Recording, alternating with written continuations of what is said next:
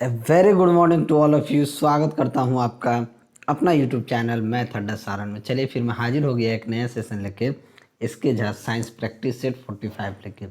अभी तक आपने अगर हमारा 44 प्रैक्टिस सेट नहीं देखा है तो इसका प्लेलिस्ट बना हुआ है, आप जाके देख सकते हैं। इसके झा रेलवे साइंस प्रैक्टिस करके वही। तो चलिए, आप हम अगर चैनल पे हमारे नए हैं तो चैनल को सब्सक्राइब कर लें, साथ ही साथ बेल आइकन को ज़रूर दबा लें ताकि हम कोई भी वीडियो अपलोड करें उसका नोटिफिकेशन आप तक सीधे पहुंचे। तो चलिए बिना टाइम वेस्ट की क्लास को शुरू करते हैं। अगर वीडियो आपको अच्छा लगे तो वीडियो को लाइक ज़रूर कीजिएगा, और टेलीग्राम चैनल से अभी तक नहीं जुड़े हैं तो लिंक आपको डिस्क्रिप्शन में मिल जाएगा। टेलीग्राम चैनल से जुड़ जाइएगा, वहाँ मैं PDF प्रोवाइड कर देता हूँ ताकि आपको रिविज़न करने में आसानी होगी। तो चलिए शुरू करते हैं आज का पहला क्वेश्चन। आज का पहला क्वेश्चन देखते हैं कि किसी वस्तु का त्वरण इसके डैश में प्रति इकाई समय में हुआ परिवर्तन होता है। तो किसी वस्तु का त्वरण क्या होता है, उसके वेग में परिवर्तन के वेग में प्रति इकाई समय में हुआ परिवर्तन होता है। क्या होता है कि जो वेग होता है ना, वेग में परिवर्तन की दर को ही त्वरण कहते हैं। वेग में जो परिवर्तन होता है उसी के दर को क्या कहते हैं, हम त्वरण कहते हैं। ठीक है, तो त्वरण क्या हो जाएगा, किसी वस्तु का त्वरण उसके डैश में प्रति इकाई समय में हुआ परिवर्तन होता है तो क्या हो जाएगा, वेग में। तो ऑप्शन ए क्या हो जाएगा, आपका सही आंसर हो जाएगा। आशा करता हूँ ये चीज़ आपको अच्छे से समझ में आ गया होगा, और ये आपका परिभाषा भी होता है कि वेग में परिवर्तन की दर को त्वरण कहते हैं। ठीक है, चलिए अगला क्वेश्चन देखते हैं। अगला क्वेश्चन है कि यदि दो वस्तुओं के द्रव्यमान को 3 गुना कर दिया जाए तो दोनों वस्तुओं के बीच बल क्या होगा। देखिए, दो वस्तु हैं, आप ग्रेविटेशनल जो फोर्स होता है F बराबर क्या होता है, Gm1m2 बट्टा r²।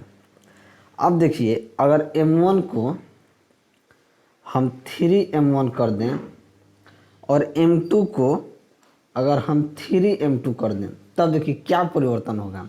यहाँ देखिए, जी तो हमारा जैसे का तैसे रहेगा, m1 क्या हो गया, 3m1 हो गया, m2 क्या हो गया, 3m2 हो गया बट्टा r²। तो ये क्या हो जाएगा, 3 के 9, यानी कि 9Gm1m2 बट्टा r² हो जाएगा। अब बताइए ये कितना, पहले क्या इक्वेशन होता है ग्रेविटेशनल फोर्स का, F बराबर Gm1m2 बट्टा r²। जब दोनों वस्तुओं के द्रव्यमान को हम तिगुना कर दिए, यानी कि 3 गुना कर दिए, तो ये कितना गुना हो गया, 9 गुना हो गया। यानी कि जो नया वाला ग्रेविटेशनल फोर्स होगा वो क्या हो जाएगा, 9 गुना हो जाएगा, यानी बल के 9 गुना हो जाएगा। तो हमारा आंसर क्या हो जाएगा, बल का 9 गुना हो जाएगा। तो ऑप्शन सी जो है आपका सही आंसर हो जाएगा। आशा करता हूँ ये चीज़ आपको अच्छे से समझ में आया होगा। चलिए, अगर अच्छे से समझ में आ गया होगा तो आप वीडियो को लाइक ज़रूर कर देंगे। चलिए अगला क्वेश्चन देखते हैं। अगर कुछ सुझाव हो तो आप लोग हमें कमेंट जरूर करें। चलिए नेक्स्ट। जब कोई वस्तु एक समान वृत्तीय गति से घूर्णन करती है तो प्रत्येक बिंदु पर इसका डैश बदल जाता है।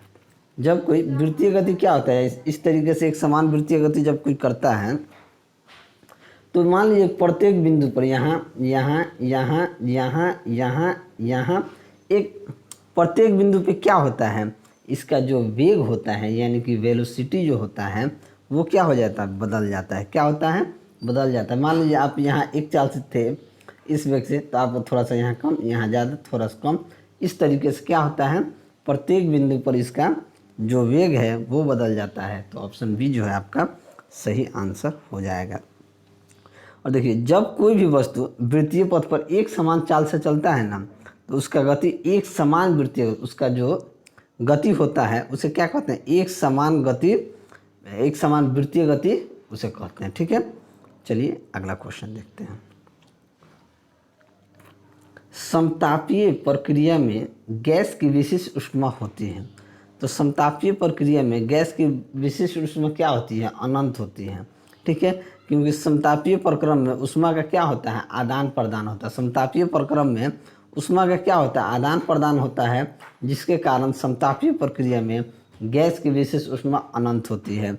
तो ऑप्शन बी क्या हो जाएगा, आपका सही आंसर हो जाएगा। देखिए समतापी प्रक्रम में निकाय किसी पूर्ण चालक पदार्थ से घिरा रहता है। ठीक है, इसका आंतरिक ऊर्जा की बात की जाए तो ये नियत रहता है। ठीक है, ये इसमें ताप भी जो होता है वो भी क्या रहता है, नियत रहता है।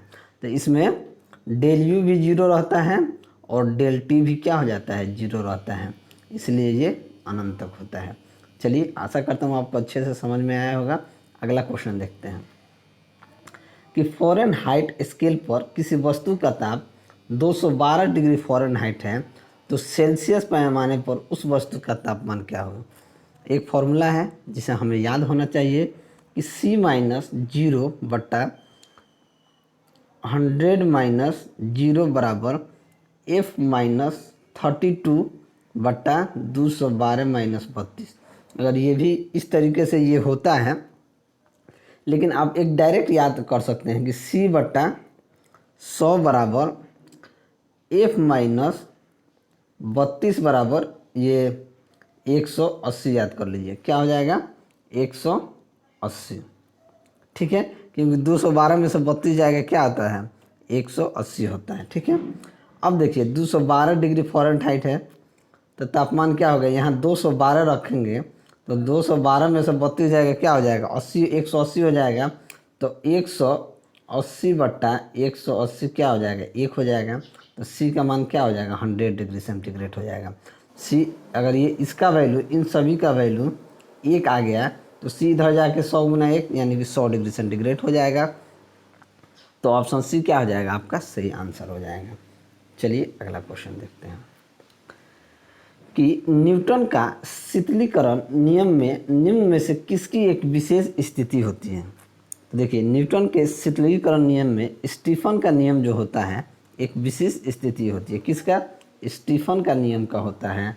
तो ऑप्शन ए क्या हो जाएगा, आपका सही आंसर हो जाएगा। और न्यूटन के शीतलन नियम के अनुसार बहुत अधिक गर्म से थोड़ा ठंडा होने में जितना समय लगता है या थोड़ा ठंडा से पूरा ठंडा होने में उससे अधिक समय लगता है। ठीक है, अगर हम बात करें कि 60 डिग्री सेंटीग्रेड से 50 डिग्री होने में अगर 5 मिनट लगेगा तो 50 डिग्री से 40 डिग्री होने में 5 मिनट से क्या हो जाएगा, अधिक लगेगा। और न्यूटन का जो शीतलन नियम है वो क्या कहता है कि Q1 माइनस Q2 बट्टा टी बराबर K into Q1 plus Q2 बट्टा 2 माइनस Q0। ठीक है, ये इसका नियम है, शीतलन का नियम है। चलिए अगला क्वेश्चन देखते हैं कि 200 ग्राम द्रव्यमान पदार्थ को 10 डिग्री सेंटीग्रेड से 18 डिग्री सेंटीग्रेड तक गर्म करने के लिए 2000 जूल ऊष्मा दी जाती है। उस पदार्थ की विशिष्ट ऊष्माधारिता क्या होगी। अब देखिए m कितना दिया है, m हमारे पास 200 ग्राम दिया है। जब m हमारे पास 200 ग्राम दिया है, अगर हम इसे किलो में कन्वर्ट करें तो क्या कह देंगे, इसे 0.2 किलोग्राम कह देंगे, क्योंकि ग्राम को किलोग्राम में बदलेंगे तो 0.2 किलोग्राम हो जाएगा, क्योंकि एक किलोग्राम में 1000 ग्राम होता है। चलिए यहाँ पे Q कितना दिया है, 2000 जूल, Q दे दिया है 2000 जूल। थीटा देखेंगे 10 डिग्री से 18 डिग्री सेंटीग्रेड हो रहा है, तो इन दोनों का डिफरेंस कितना हो जाएगा, 8 डिग्री सेंटीग्रेड, यही होगा। तो विशिष्ट ऊष्माधारिता पूछ रहा है, यानी कि S क्या हो जाएगा। तो हम जानते हैं कि S बराबर होता है Q बटा M थीटा। Q हमारे पास 2000 है बट्टा M हमारे पास 0.2 है और थीटा हमारे पास 8 है। तो बस काट देंगे 0.2 को अगर इसे ऊपर नीचे 10 से गुना कर देंगे, या अगर पहले इसे काट देते हैं, 4 दूनी 8, 4 दूनी 8, 4 पाँचे 20, यानी कि ये 500 हो गया। फिर 2 से काट देंगे, ये कट जाएगा 125 बार में। 125 बार में ऊपर नीचे अगर हम गुना कर दें, ऊपर नीचे 10 से गुना कर दें तो ऊपर हो जाएगा 1250 और नीचे हो जाएगा 2। तो ये कितना हो जाएगा, ये आपका कुछ गड़बड़ हो गया, क्या कैलकुलेशन है, रुकिए,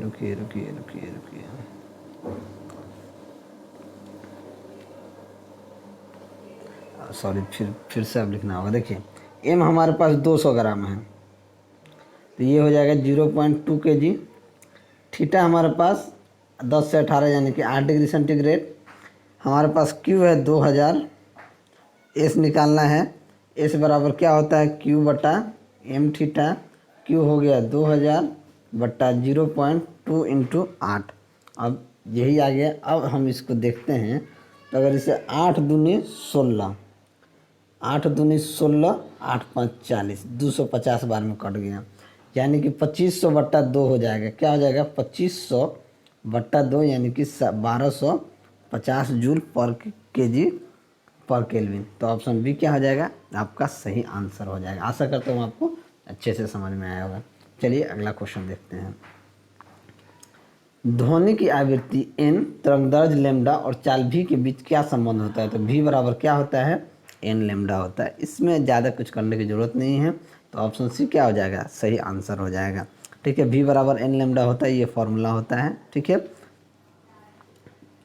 चलिए अगला क्वेश्चन है कि निम्नलिखित में से किस माध्यम में ध्वनि किसी विशेष तापमान पर सबसे तेज यात्रा करती है। तो किस पे सबसे, पानी पे, कांच पे, वायु पे, लोहा पे। तो सबसे तेज आवाज़ पानी पे नहीं आएगा, वायु में नहीं आएगा, कांच में नहीं आएगा, लेकिन लोहा में ध्वनि सबसे स्पीड होता है। ठीक है, लोहा में ध्वनि की गति की अगर हम बात करें तो 5130 मीटर पर सेकेंड होता है। वायु की अगर हम बात कर दें तो वायु में कितना होता है, 331 या 32 होता है, 332 मान के चले, 332 मीटर पर सेकेंड। कांच में बात की जाए तो कांच में किसी विशेष तापमान पर, तो कांच की बात की जाए तो कांच में ध्वनि 5640 मीटर पर सेकंड से चलता है। ठीक है, और पानी की बात करें तो पानी में तापमान पर क्या होता है, पानी में तो उतना नहीं होता है। ठीक है, तो किसी विशेष तापमान पर, किसी विशेष तापमान पर की बात की गई है तो सबसे तेज यात्रा लोहा पे होता है। क्या होता है, लोहा पे होता है। तो ऑप्शन डी क्या हो जाएगा, आपका सही आंसर हो जाएगा। चलिए अगला क्वेश्चन देखते हैं। तरंग का आयाम डैश होता है। तरंग का जो आयाम होता है वह तरंग की एक समयावधि में एक तरंग द्वारा तय की गई दूरी होता है। माध्यम के कणों द्वारा मध्य स्थान के किसी भी तरफ तय की गई अधिकतम दूरी होता है, या एक सेकेंड में तरंग द्वारा तय की गई दूरी होता है, या एक तरंग लंबाई के बराबर की दूरी होता है। देखिए, जो तरंग का आयाम होता है वो माध्यम के कणों द्वारा मध्य स्थान के किसी भी तरफ तय की गई अधिकतम दूरी होती है। तो ऑप्शन बी क्या हो जाएगा, आपका सही आंसर हो जाएगा। अगर तरंग का आयाम तथा किसी वस्तु में उत्पन्न कंपनों का आयाम समान होता है। ठीक है, चलिए आयाम को हम ए से डिनोट करते हैं। चलिए अगला क्वेश्चन देखते हैं। एम्पियर सेकेंड किसका मात्रक होता है। आवेश का, ऊर्जा का, प्रतिरोध का, शक्ति का। तो एम्पियर जो होता है ये आवेश का मात्रक होता है। तो ऑप्शन ए क्या हो जाएगा, आपका सही आंसर हो जाएगा। आवेश एक अदिश राशि होता है। ठीक है, इसका एसआई मात्रक देखें तो इसका एसआई मात्रक क्या होता है, कूलाम होता है।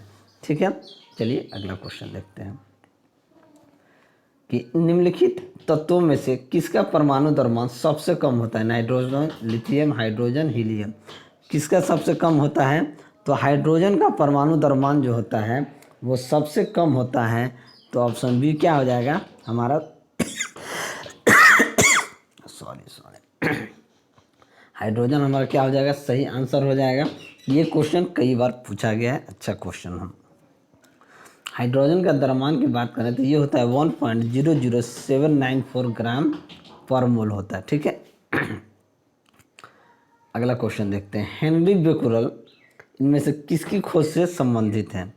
तो आनुवंशिक, रेडियोधर्मिता, चालकता, प्रेरकत्व।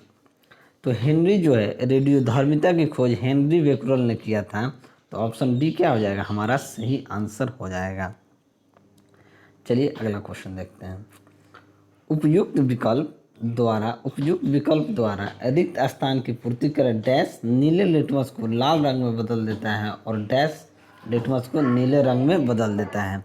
तो क्या होता है, अम्ल जो है नीले लिटमस को लाल में बदलता है। क्या कहता है, अम्ल जो है वो नीले लिटमस को लाल रंग में बदल देता है, और क्षार जो है, क्षार क्या होता है, लाल लिटमस को नीले रंग में बदल देता है। यही हमने पढ़ा है। ठीक है, तो क्या हो जाएगा, अम्ल, क्षार और लाल। अम्ल, क्षार और लाल यानी कि ऑप्शन डी जो है हमारा सही आंसर हो जाएगा। चलिए अगला क्वेश्चन देखते हैं। निम्न में से कार्बन के किस अपरूप की संरचना भूगर्भीय ग्लोब के समान होती है? कार्बन नैनोट्यूब, सीसा, हीरा, फुलरिन या फ्लोरीन?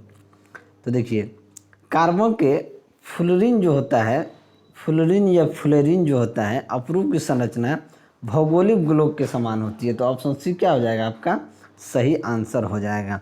ठीक है, चलिए अगला क्वेश्चन देखते हैं। यौगिक COCl2 का समान नाम क्या है? तो इसका जो समान नाम है, इसे ब्लीचिंग पाउडर कहते हैं। ये क्या होता है, कैल्शियम का ऑक्सीक्लोराइड। कैल्शियम का ऑक्सीक्लोराइड क्या होता है, ब्लीचिंग पाउडर होता है। तो ऑप्शन सी क्या हो जाएगा आपका सही आंसर हो जाएगा। चलिए अगला क्वेश्चन देखते हैं। पेट्रोलियम का शोधन किस विधि से किया जाता है? भंजन आसवन, क्लोरीनीकरण, प्रभाजी आसवन या हाइड्रोजनीकरण? तो जो पेट्रोलियम का शोधन किया जाता है, ये प्रभाजी आसवन द्वारा किया जाता है। तो ऑप्शन बी क्या हो जाएगा हमारा सही आंसर हो जाएगा। पेट्रोलियम को हम लोग रॉक आयल भी कहते हैं। क्या कहते हैं, रॉक आयल। ठीक है, अगला क्वेश्चन देखते हैं। ऑक्सीजन में कार्बन को जलाने पर कार्बन डाइऑक्साइड उत्पन्न होते समय कौन सी अभिक्रिया घटित होती है? जब ऑक्सीजन को कार्बन में जलाने पर क्या होता है, कार्बन डाइऑक्साइड उत्पन्न होता है, तो उस समय कौन सी अभिक्रिया होती है? योगात्मक, दहन, अपघटन, प्रतिस्थापन? तो उसमें दहन अभिक्रिया होती है। क्या होती है, दहन अभिक्रिया होती है। तो ऑप्शन सी हमारा सही आंसर हो जाएगा। दहन एक ऑक्सीकरण क्रिया भी है। दहन क्या है, ऑक्सीकरण क्रिया होती है। चलिए अगला क्वेश्चन देखते हैं।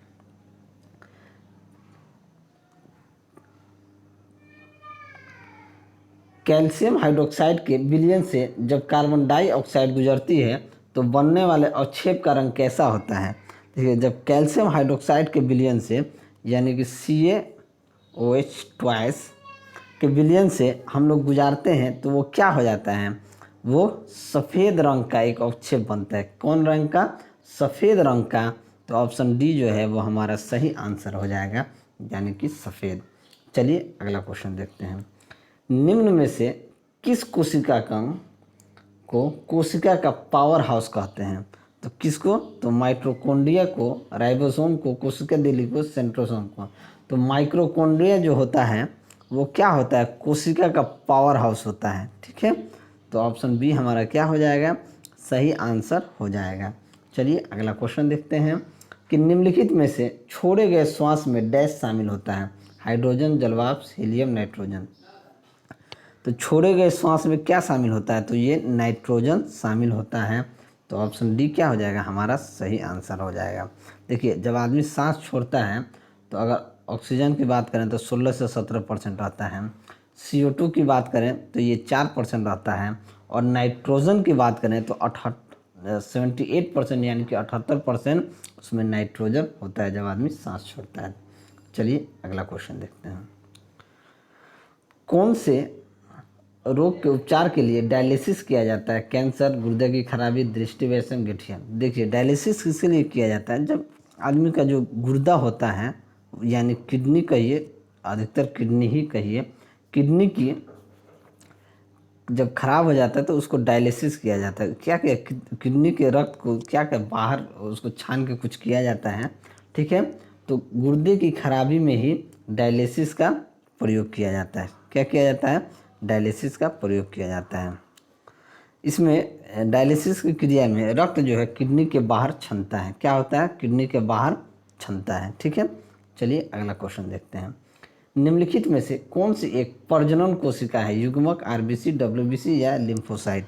तो देखिए कौन है, तो प्रजनन कोशिका आपका युग्मक है।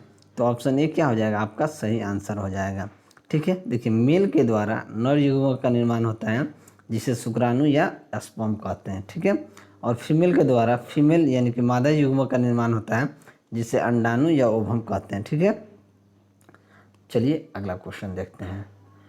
वाष्पोत्सर्जन के द्वारा डैश होता है, यानी कि जब वाष्पोत्सर्जन जो होता है उसके द्वारा क्या होता है, रंध्र, बाह्य त्वचा आवरण या संवहनी मंडल? तो उसके द्वारा आप क्या होता है, संवहनी मंडल होता है। तो ऑप्शन सी क्या हो जाएगा सही आंसर हो जाएगा। चलिए अगला क्वेश्चन और ये अंतिम क्वेश्चन देखते हैं। क्वेश्चन कह रहा है कि उत्तक क्या होता है। उत्तक क्या होता है? तो उत्तक वे कोशिकाएं जो मूल रूप से समान होती है परंतु दिखने और कार्य करने में भिन्न होती हैं।